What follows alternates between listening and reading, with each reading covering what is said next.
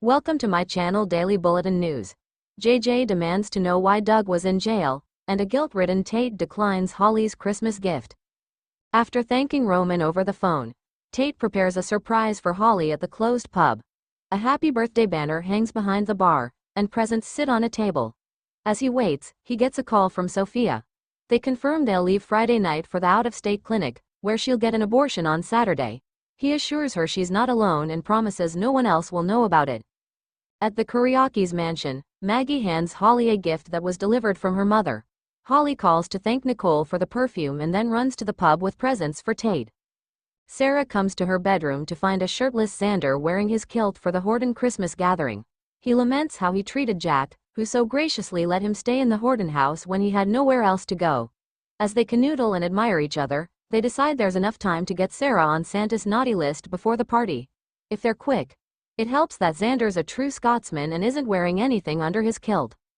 In the square, Jennifer, Jack, and JJ discuss how Chad and the kids went to Orlando and why Jennifer is suspicious of Doug 3.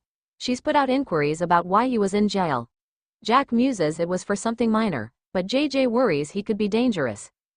Julie finds Doug in the Horton living room as he leaves Leo a voicemail about selling the diamond necklace. She overheard him say something about needing money. He lies that he asked his dad for cash since he doesn't have a job and wants to pay her rent. She won't hear of it. He'll always have a place to stay there. In fact, tonight, he'll be part of their wonderful Horton family tradition.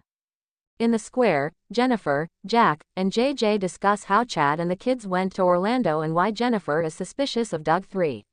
She's put out inquiries about why he was in jail. Jack muses it was for something minor, but JJ worries he could be dangerous.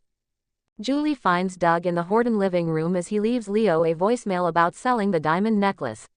She overheard him say something about needing money. He lies that he asked his dad for cash since he doesn't have a job and wants to pay her rent. She won't hear of it. He'll always have a place to stay there. In fact, tonight, he'll be part of their wonderful Horton family tradition.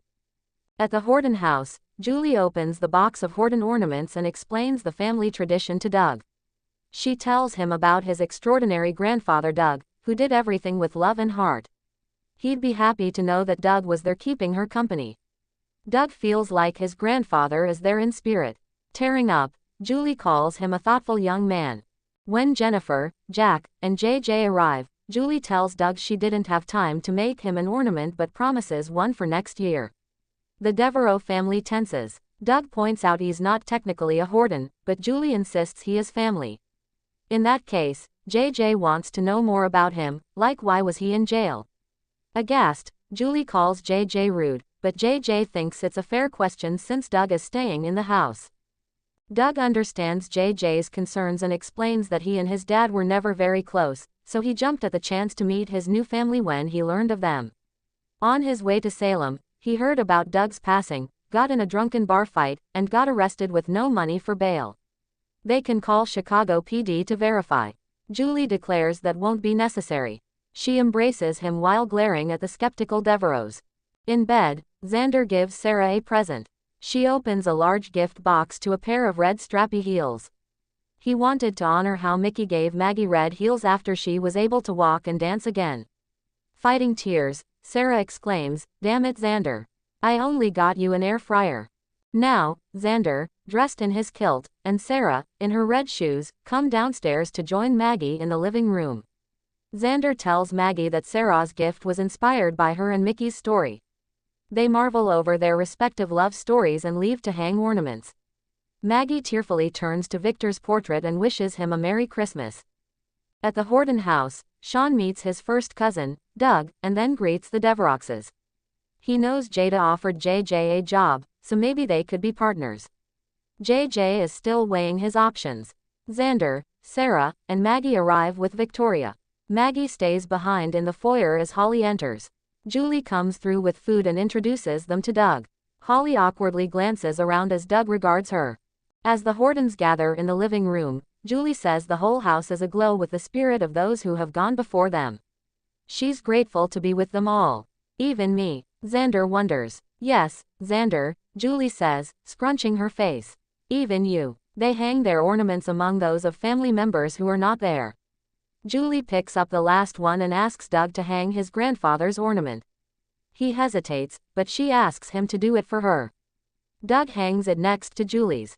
When they've finished, Xander tentatively approaches Jack. He's sorry they didn't get the answers they were hoping for regarding Abigail. Jack thanks him. After asking after the spectator, Xander turns to leave Jack alone. Jack stops him. "Merry Christmas, old friend," Jack says, extending his hand. Xander happily embraces him. Julie reminds everyone that Doug used to lead them in A Christmas Carol and asks JJ to take his place tonight. JJ sings "O Come, All Ye Faithful" with everyone else joining in. Alone after the festivities, JJ asks what his parents think of Doug's story. Jack points out it's verifiable, but Jennifer still doesn't trust him. JJ assures her that when they go back to Boston tomorrow, he'll keep his eye on Doug. He's decided to stay and take the job at the Salem PD. Alone with Sarah in the Kuriaki's mansion, Xander turns on music so he can dance with her in her fetching new shoes. Stay tuned and subscribe the channel.